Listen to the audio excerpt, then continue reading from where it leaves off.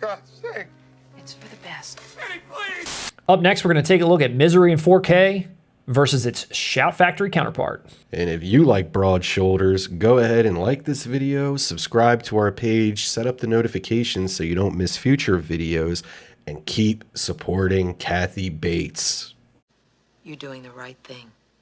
So Russ, we're going to take a look at this Kino Lorber 4K release of Misery. We've taken a look at a lot of Kino releases. This one here, we're going to look against not its standard Blu-ray that came out, but the Scream Factory or Shout Factory upgrade. It was a remastered collector's edition that Shout Factory put out. Misery from Kino has got like a little bit of features from its previous Blu-ray and previous DVD releases, so it's like a little bit of a mixed bag, but it does not contain anything that's found on this Shout Factory. So these are both completely different experiences outside of the picture quality.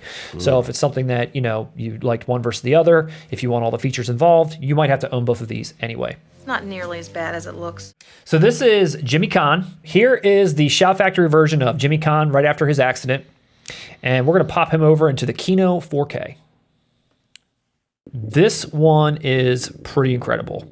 Would great be insulting? I'm thoroughly impressed by what Kino has done with this. I looked at a lot of these screenshots already. This, you know, and we're going to see a few more obviously, but these are just like night and day difference. Yeah, Kino came out to play. That's freaking good.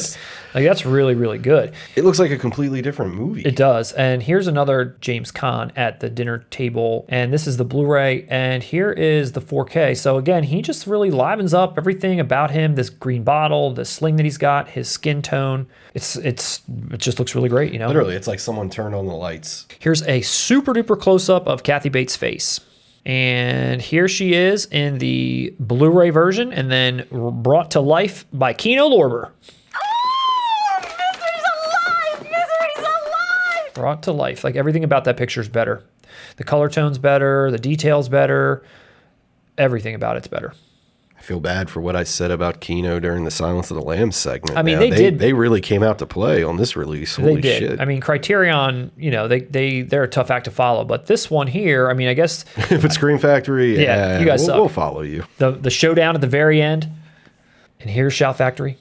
And there's the Kino. So not too much of a difference in this scene, but again, you can tell what they've done. A scene that's in motion also. It's just the naturalness of the floor, like everything kind of comes in a little bit better. But yeah, no, I mean, job well done on this one for sure. Dude, definitely. That's impressive, Kino. That is, and that's actually why I'd seen these screenshots before. That's actually why I gave a little bit of a disclaimer, because it's like, you know, the Shout Factory one does not look nearly as good as the Kino, but the Shout Factory has its own set of features that you're not going to get with Kino. So that's a situation that you've got to decide. Do I want both? Do I want one versus the other? I mean, you might want to do a little bit of soul searching to figure out what you want to do, what features you want to have, or if you want both. But if you're looking to get something specifically or purely for the quality of the visual experience, this is the way to go for sure.